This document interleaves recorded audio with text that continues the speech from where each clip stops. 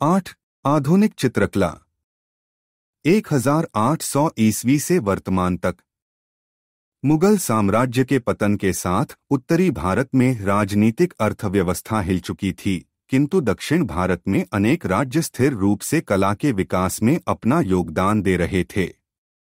यही कारण था कि दक्षिण भारत में उत्तरी भारत की अपेक्षा कला का विकास भिन्न रूप से हुआ। 16वीं शताब्दी तक फारसी चित्रण का बाहुल्य था, किंतु कालांतर में स्थानीय अपभ्रंश तथा राजस्थानी कला के संयोग से इस शैली का रूप बदल गया और यह मुगल शैली के समान दिखाई देने लगी। करते इतिहासकार लामा तारानाथ ने दक्षिण की चित्रकला का संक्षिप्त इतिहास प्रस्तुत हुए 3 कलाकारों के विषय में उल्लेख किया है। वे हैं जय, पराजय और विजय। इन चित्रकारों के भी अनेक अनुयायी, जिन्होंने छोटे छोटे आकार के चित्रों का निर्माण किया। ये चित्र समकालीन शासकों से संबंधित थे। कहा जाता है कि इन चित्रकारों के वंशज आज भी हैदराबाद तथा निकोंडा में परंपरागत रूप से कार्यरत हैं। दक्षिण में चित्रकला का विकास 2 भिन्न भिन्न संस्थाओं तंजौर और मैसूर में हुआ। तंजौर शैली चोल राजाओं द्वारा संरक्षित तंजौर प्राचीन काल से विभिन्न कलाओं का समृद्ध केंद्र रहा है। 18वीं शताब्दी के अंत में राजा सरभोजी ने राजस्थानी राज्यों की अवस्था खराब होने पर आश्रय की खोज में भटकते आए चित्रकारों को आश्रय प्रदान किया। सन 1833 से 55 ईस्वी में राजा शिवाजी के राजकाल में 18 कलाकारों के परिवार को राज्याश्रय मिला हुआ था, जो हाथी दांत एवं काष्ठफलक पर चित्राकृतियां बनाते थे। रामायण एवं कृष्ण लीला पर आधारित जो चित्राकृतियां बनाई गईं, उनमें गाढ़े लेप से आकृतियां बनाकर उभार रिलीफ का हल्का प्रभाव दिया जाने लगा। बाद में जल रंग से चित्र चित्रित करने के पश्चात उनमें सोने के पत्थरों एवं बहुमूल्य पत्थरों को भी लगाया जाने लगा। बालकृष्ण नामक चित्र तंजौर का उत्तम उदाहरण है। चित्र 70। इसके अलावा तैल रंग में व्यक्ति चित्र भी बनाए गए, जो आज तंजौर के राजमहल में सुरक्षित हैं।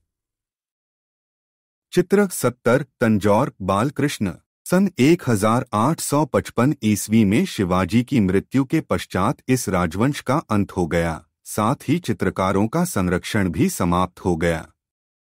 मैसूर शैली दक्षिण में स्थित मैसूर राज्य में एक भिन्न प्रकार की शैली का विकास हुआ, जो राजा कृष्णराज के संरक्षण में पनपी।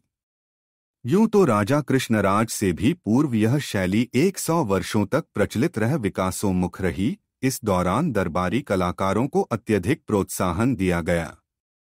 कृष्णराज स्वयं एक ही विषय को अनेक कलाकारों द्वारा चित्रित करवाते थे। ओडिशा के पटचित्र 17वीं शताब्दी में ओडिशा की स्थानीय चित्र शैली में कालीघाट शैली एवं अन्य कला शैलियों का सम्मिश्रण हुआ। यथा मुगल शैली के रेखांकन की बारीकी, दक्षिण शैली की आलंकारिकता, अपभ्रंश शैली की अंतराल व्यवस्था, विजयनगर शैली का आकृति विधान।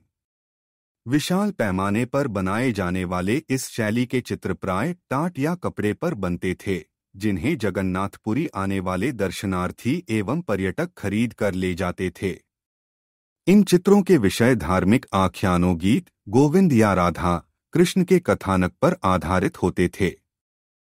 कालीघाट या बाजार चित्र 19वीं शताब्दी में कालीघाट में चित्रण की नई पद्धति चल रही थी, जिसमें चित्रों को मोटे कागज पर मजबूती के साथ कपड़ा चिपकाकर तैयार किया जाता था। बंगाल प्रदेश के कोलकाता शहर में कालीघाट का मंदिर काली माता को समर्पित है। उस समय बंगाल के समाज में भगवती काली की आराधना के पूजन से ज्यादा हो गई थी। धार्मिक आख्यानों, देवताओं की छवियों तथा सामाजिक विषयों पर बने यह पटचित्र भक्तजन एवं मंदिर के दर्शनार्थी अपनी धार्मिक भावना के फलस्वरूप खरीद कर ले जाते थे, और यह भी कहा जाता है कि भक्तजनों द्वारा चित्र खरीदे जाने के फलस्वरूप ही कालीघाट चित्र जीवित रह पाए। W.G. आर्चर ने इन्हें बाजार पेंटिंग नाम से संबोधित किया है।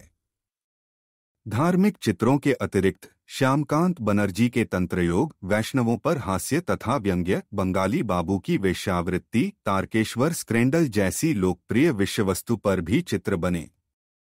चित्र 71 कालीघाट संगीत का अभ्यास करते हुए खनिज रंगों से टेम्परा विधि में गहरे भड़कीले रंगों से चित्रण करके सशक्त तूलिका द्वारा बाह्य सीमा रेखांकन कर दिया जाता था। चित्रों में रेखाएं लययुक्त, स्पष्ट, मजबूत व उभरी होती थीं। पृष्ठभूमि में प्रकृति व वास्तु के प्रारूपों को चित्रित करने की कोई आवश्यकता नहीं समझी जाती थी।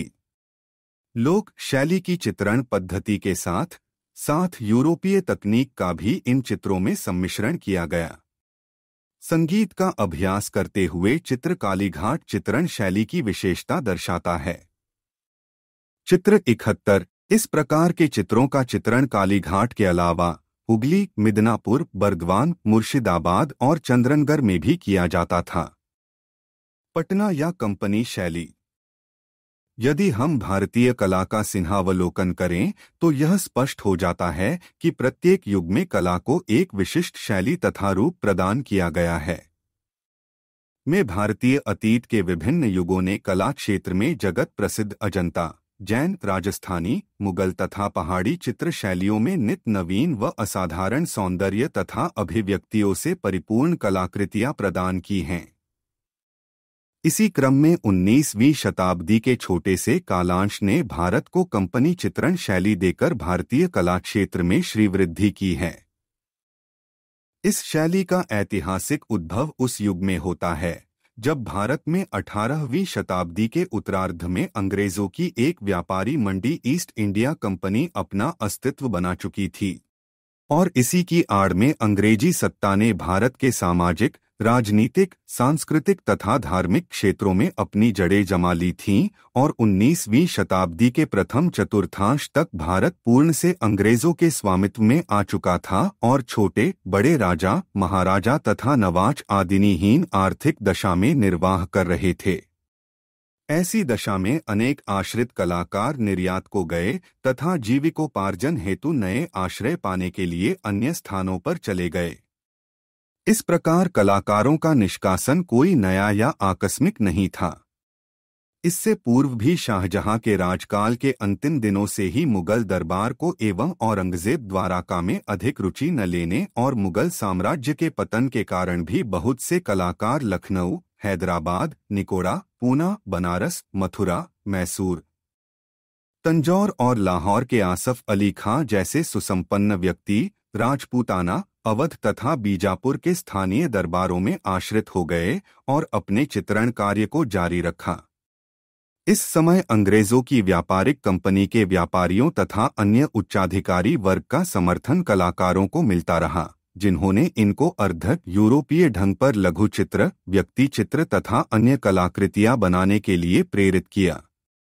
कुछ कलाकारों ने नवाब मुर्शिदाबाद के पास संरक्षण लिया, जो 40 वर्षों तक चलता रहा और कालांतर में अफगान, मराठा, रुहेल और जाट आक्रमणों के कारण तथा कंपनी के झगड़ों आदि के कारण नवाब की स्थिति खराब होने से कलाकारों का संरक्षण भी समाप्त हो गया और ये कलाकार पटना और कोलकाता आ गए। तत्कालीन पटना प्रत्येक दृष्टि से महत्वपूर्ण होने के कारण अंग्रेजी प्रशासन तथा व्यापार का विशिष्ट केंद्र बन गया था। यहाँ के धनाढ़ियों, अंग्रेज व्यापारियों तथा पदाधिकारियों के आश्रय में ये कलाकार एंग्लो इंडियन स्टाइल में चित्रण करते थे, यानी अर्ध यूरोपीय ढंग से पूर्व पाश्चात्य मिश्रण के आधार पर पशु, पक्षी, प्राकृतिक चित्र, लघुचित्र, भारतीय जीवन से संबंधित, जिसमें अंग्रेजों के अधीनस्थ भारतीय दासों एवं सेवकों के दीन जीवन का प्रकटीकरण किया गया है, एवं अपने और पारिवारिक लोगों के इन्होंने व्यक्ति चित्र बनवाए। ये चित्र विदेश, इंग्लैंड तथा अन्य पाश्चात्य देशों में भेजे जाते थे। यही नहीं, भारत में पाश्चात्य कला को बढ़ावा देने के लिए अनेक अंग्रेज अधिकारी अपने साथ चित्र एवं फोटो भी लाते थे और भारतीय कलाकारों को उन कलाकृतियों का अनुकरण तथा उनमें निहित शैली को अपनाने का भी आदेश देते थे। पाश्चात्य चित्र यथार्थवादी वास्तविकता से प्रेरित तथा सजोव होते थे। उनमें गहराई, उभार, वस्त्रों का यथार्थपूर्ण अंकन, आकृतियों में रंगों के विशेष प्रयोग द्वारा छाया, प्रकाश, लाइट, शेड तथा आकृति पर ठोसपन का आभास, विस्तृत वर्ण विधान, यथार्थवादी रंग योजना के लिए कलर वाश तथा रेखाओं के विविध ढंग, पौने 2 चश्म को प्रमुख आकृति प्राय निचले क्षितिज तल के सम्मुख स्थित होती थी। क्योंकि ये चित्र कंपनी अधिकारियों द्वारा बनवाए जाते थे तथा इसका मुख्य केंद्र पटना होने के कारण इस शैली को कंपनी शैली एवं पटना शैली पुकारा गया। इस प्रकार के अनेक चित्र पटना संग्रहालय तथा विदेशी कला दीर्घाओं में संग्रहीत हैं। कंपनी शैली की मुख्य अध्येता मिसेज आर्चर के मतानुसार पटना चित्रण शैली तो कंपनी शैली की एक उपशाखा है, किंतु कला की दृष्टि से कोई प्रमुख या पृथक शैली नहीं है, क्योंकि कला का यह आंदोलन पटना तक टाइम सीमित नहीं था। इसका प्रचार व्यापक रूप में बंगाल से पंजाब तक, उत्तरी भारत, दक्षिण में महाराष्ट्र तथा पश्चिमी घाट तक, पश्चिम में सिंध तथा नेपाल तक भी विस्तृत था। कला के इस आंदोलन ने राजस्थान में भी दस्तक दी थी, जहां राजस्थानी तथा यूरोपीय कला तत्वों का समायोजन हो गया था। फलस्वरूप महाराजा सवाई जगत सिंह के राजकाल में यूरोपीय लैंडस्केप आकृतियों तथा वर्ण विधान ने राजपूती कला की पुष्ट परंपरा को तोड़ दिया था। साहिब राम के समकालीन अनेक चित्रकार विदेशी प्रभाव में खो गए थे। महाराजा सवाई जयसिंह द्वितीय तथा सवाई राम सिंह के राजकाल में तो दरबारी चित्रकार पाश्चात्य शैली में ही चित्रण कर रहे थे। राजस्थान के अतिरिक्त गढ़वाल में भी इसका प्रभाव हुआ था।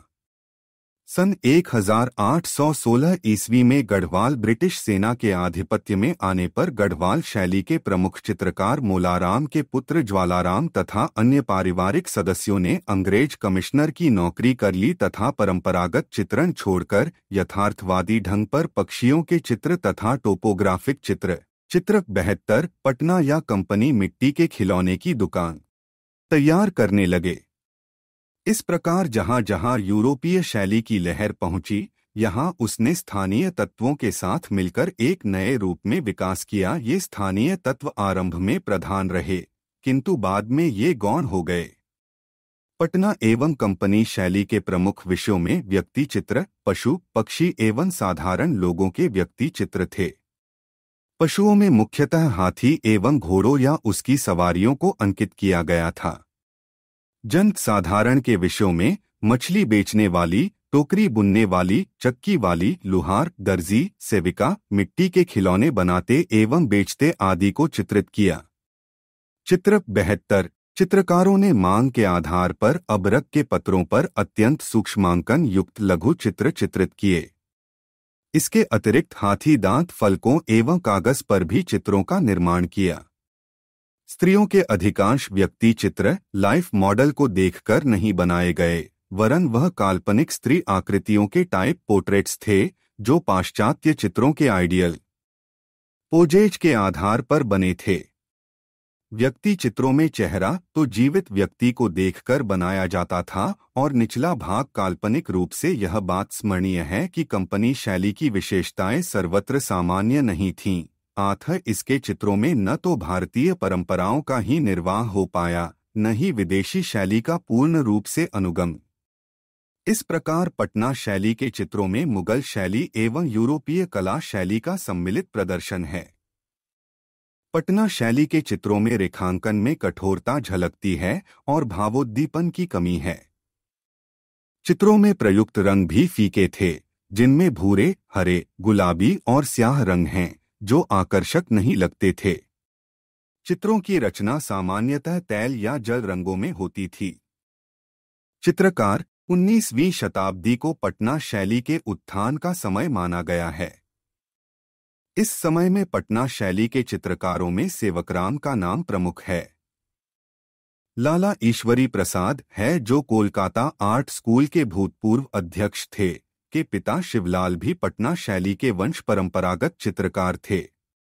इनके अतिरिक्त सन 1830 ईस्वी से 1950 ईस्वी के मध्य हुसालाल, जयरामदास, झुमकलाल, फकीरचंद्र आदि चित्रकार कार्यरत थे। पटना या कंपनी शैली के चित्रों की विशेषताएं। कंपनी शैली या पटना शैली यूरोपीय शैली एवं मुगल शैली से प्रेरणा पाकर ही जन्मी, यानी मुगल तथा यूरोपीय शैलियों के यथार्थवादी तत्वों के सम्मिश्रण से, जिसमें छाया प्रकाश द्वारा चित्र में वास्तविकता, गठनशीलता एवं उभार दिखाने का प्रयास किया गया। चित्र की खुलाई मुगल पद्धति जैसी बारीक रेखाओं द्वारा की गई। वस्त्र तथा आभूषण की डिजाइन बारीकी से दर्शाई गई है, लेकिन सन 1857 ईस्वी के करीब पर्दास दर्शाने का मुगलिया माध्यम त्याग दिया गया और रंग को पानी या तैल माध्यम से गहरा हल्का फैलाकर छाया प्रकाश का प्रभाव उत्पन्न किया गया। चित्र प्रायः छोटे छोटे ही बनाए गए, जिसके लिए कागज तथा हाथी दांत की पट्टियों का प्रयोग किया गया। इन पर टेम्परा चित्रण न करके जल रंग एवं तैल रंग में चित्रण हुआ। विदेशी कागज का इस्तेमाल इसकी विशेषता थी। भारतीय लोगों को विभिन्न प्रकार की वेशभूषा पहने तथा रहन सहन का चित्रण हुआ। लघु चित्रों की भांति एक ही प्रकार या एक ही ढंग का चित्रण नहीं किया गया, बल्कि जन समाज में मिलने वाली भौतिक संस्कृति की विविधता चित्रों में उभर कर दर्शित है। प्रारंभ में प्रकृति चित्रण को यथार्थवादी ढंग से चित्रित किया है, किंतु उसमें भी अलंकारिकता का पुट देखने को मिलता है। दृश्य चित्र में परिप्रेक्ष्य वैज्ञानिक आधार पर दर्शाने का प्रयत्न किया है। कंपनी चित्र शैली में विभिन्न प्रकार की विषय वस्तुओं का समावेश है। भारतीय जनजीवन का चित्रण, धार्मिक कथाएं, देवी देवताओं की छवियां, प्रसिद्ध लोगों एवं आश्रयदाताओं के व्यक्ति चित्र, अंग्रेजों के दबदबे वाले दृश्य एवं नृत्य ज्ञान आदि के कामुक दृश्यों का अंकन मिलता है। आकृतियों के प्राय 1.5 चश्म चेहरे चित्रित हैं। कंपनी शैली के चित्रों में अनुकृत पोत को विशेष रूप से दर्शाया गया। चित्रों की प्रतिकृतियां बनाने का प्रचलन चल पड़ा था। इस प्रकार राजनीतिक व आर्थिक संबल मिलने के कारण पटना शैली पटना में विकसित हुई, किंतु बाद में अंग्रेजी सत्ता के आने पर यह देश के अनेक भागों में फैली एवं पनपी। विदेशी कला का आगमन। 19वीं शताब्दी के अंत में भारतवर्ष में चित्रकला का अधिपतन हो गया था और चित्रकला की कलात्मक विशेषताएं धीरे धीरे खत्म सी हो गईं। यद्यपि भारत में राजस्थान एवं पंजाब क्षेत्रों में राजकीय संरक्षण में कला परंपरा गतिशील थी, किंतु उनमें वह उत्साह नहीं था। मुगल साम्राज्य के पतन के बाद कलाकार विभिन्न दिशाओं में, जैसे पटना, अवध, तंजौर, मैसूर, हैदराबाद चले गए और इस प्रकार कला मंद गति से प्रवाहित होती रही। ब्रिटिश काल के प्रारंभ में लगभग 50 से अधिक चित्रकार भारतवर्ष आए। इनमें से अनेक चित्रकार अपने व्यवसाय में बहुत दक्ष थे। उन्होंने तैल रंगों से बड़े आकार के राजाओं, रईसों के व्यक्ति चित्र बनाए। इस प्रकार के चित्रों की मांग देश के धनी वर्ग, नवाबों, राजाओं, जागीरदारों तथा जमींदारों में इतनी बढ़ी कि भारतवर्ष की रूढ़िवादी परंपरागत चित्रकला समाप्त हो गई और भारतीय चित्रकला का भविष्य अनिश्चित सा दिखाई पड़ने लगा। पाश्चात्य कला की धारा ने अनेक भारतीय चित्रकारों को प्रभावित किया और उन्होंने पाश्चात्य चित्रकला में दक्षता प्राप्त की। चित्रकारों में राजा रवि वर्मा का नाम अग्रगण्य है। आपने यूरोपीय कला पद्धति के अनुरूप भारत की चित्रकला की धारा को नवज्योति प्रदान करने की चेष्टा की। वर्मा के चित्रों के विषय भारतीय आख्यानों, कथानकों और धर्म पर आधारित थे, किंतु उनकी तत्कालीन चित्रण शैली पाश्चात्य थी। उनके चित्रों को तत्कालीन समाज में ऊंची दृष्टि से देखा जाता था। उच्चवर्गीय परिवार और राजाओं ने इन चित्रों से अपने घर और महलों की शोभा बढ़ाई, फिर भी ये चित्र उच्च स्थान प्राप्त नहीं कर सके। भारतीय कला एवं कलाकारों को प्रोत्साहित करने की दृष्टि से गगनेंद्रनाथ ठाकुर ने ईवी हैवल के सहयोग से Indian society of oriental art की स्थापना की, जिसके प्रथम संचालक लॉर्ड किचनर थे। सोसाइटी के लगभग 35 सदस्यों में से ज्यादातर अंग्रेज ही थे। सन 1908 ईस्वी में संस्था ने एक चित्र प्रदर्शनी का आयोजन किया, जिसमें अवनींद्रनाथ, गगनेंद्रनाथ, नंदलाल बोस, शैलेंद्र नाथ डे के वैकटपा आदि के कार्यों की प्रशंसा विदेशी तथा भारतीय विद्वानों ने की।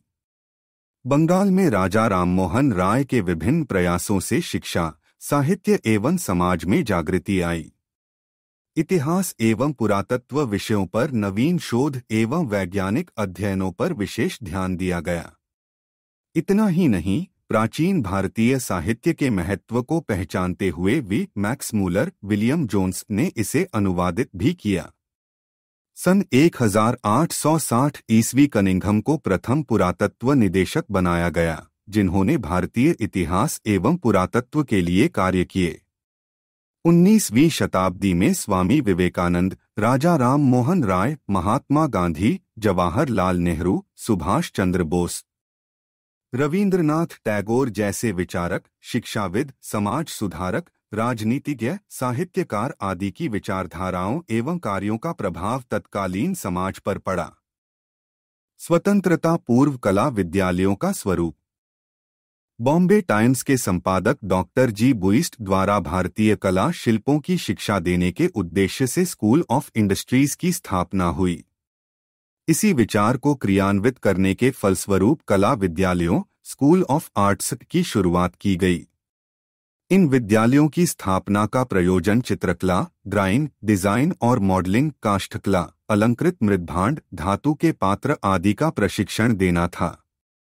प्रयोग के तौर पर 3 कला विद्यालय मद्रास, चेन्नई, कोलकाता व मुंबई में खोले गए।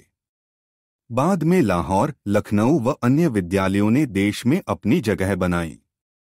इन कला विद्यालयों में British royal academy of art द्वारा प्रचलित कला शैली के नियमों, जिसमें चित्रों में मानव शरीर रचना, दृष्टिक्रम, छाया, प्रकाश योजना सम्मिलित था। स्वतंत्रता के पश्चात विद्यार्थियों को भारतीय पद्धति में कला तथा शिल्प में प्रशिक्षण दिया जाने लगा। चित्रकला तथा मूर्तिकला के पाठ्यक्रमों में प्रकृति तथा मानवाकृति का यथार्थ स्वरूप से अध्ययन पर बल दिया गया। स्वतंत्रता पूर्व स्थापित कला विद्यालयों, स्कूल ऑफ आर्ट्स में निम्न स्कूल प्रमुख है। Government college of arts and crafts, Chennai, स्थापित 1850। भारत के सबसे प्राचीन कला महाविद्यालय की स्थापना सन 1850 में डॉक्टर एलेक्जेंडर हंटर, जो मद्रास रेजिमेंट में शल्य चिकित्सक थे, के द्वारा एक निजी कला विद्यालय के रूप में हुई। सन 1952 में सरकार ने इसे अपने अधीन कर इसका नामकरण government school of industrial art कर दिया। सन 1884 से 1892 ईस्वी तक ईवी हवेल इस संस्था के अधीक्षक रहे। वे यूरोपीय होते हुए भी प्राचीन भारतीय कला के प्रशंसक थे। सन 1910 में मछलीपट्टनम कला विद्यालय में नंदलाल बोस का कला शिक्षक के रूप में कार्य करना, साथ ही राजमुंदरी में दमशला रामाराव का कार्यरत रहना, कला गतिविधियों में ऊर्जा प्रदान करता रहा। 1925 में रामाराव की मृत्यु के उपरांत उनके शागिर्द व अन्य प्रसिद्ध कलाकार देवी प्रसाद राय चौधरी के अधीन आकर कार्य करने लगे। इसके फलस्वरूप Madras school of arts and crafts में कलात्मक गतिविधियां और बढ़ गईं। सन 1928 में देवी प्रसाद राय चौधरी ने मद्रास स्कूल में सह आचार्य का पद संभाला। सन 1929 में वे यही प्रथम भारतीय आचार्य बने और सन 1956 तक कार्यरत रहे। आपने अपने मूर्तिशिल्पों को यथार्थ रूप से उकेरा, साथ ही बंगाल शैली के आदर्शों को न केवल अपनाया अपितु बंगाल शैली के पुनर्जागरण को प्रोत्साहन भी दिया। चौधरी ने पश्चिम के प्रभाववादी कलाकारों के विचारों को अपने शिष्यों के साथ साझा किया। इनके बाद केसी पणिक्कर ने कला विद्यालय का कार्यभार संभाला। पणिक्कर, उनके कुछ शिष्यों व कलाकारों ने मिलकर चोला मंडला, चेन्नई के पास कलाकारों का गांव की स्थापना की। इसकी स्थापना भारत के 10 बड़े कला क्षणों में से एक थी, 10 biggest art moments in India. इनके पश्चात प्रमुख कलाकार जो यहाँ पर प्राचार्य पद पर रहे उनमें आर कृष्णा राव, एस धन्नापाल और सी एंथोनी डोस थे। के.एल. मुनुस्वामी एपी सांथानाराज प्रमुख कलाकार जो यहाँ से स्नातक हुए उनमें डी.पी. राय चौधरी मूर्तिकला, एस. धन्नापाल मूर्तिकला, के.सी.एस. पणिकर, के.एन. गोपाल चित्रकला और मूर्तिकला, एपी सांथानाराज चित्रकला और मूर्तिकला, के.एल. मुनुस्वामी चित्रकला, सुरेंद्रनाथ चित्रकला थे। 19वीं शताब्दी के अंत में दक्षिण के जिन कलाकारों ने पौराणिक विषयों एवं भारतीय जीवन से संबंधित दृश्यों को अपनी कूची से उकेरा, उनमें प्रमुख रूप से राजा रवि वर्मा और अलिगिरिस्वामी नायडू थे। वर्तमान में यहाँ पर चित्रकला, मूर्तिकला, व्यावसायिक कला, विजुअल कम्युनिकेशन, दृश्य संचार, ग्राफिक कला, सिरेमिक्स, टेक्सटाइल डिजाइन में BFA और चित्रकला, मूर्तिकला, विजुअल कम्युनिकेशन, टेक्सटाइल डिजाइन और सिरेमिक्स में स्नातकोत्तर है।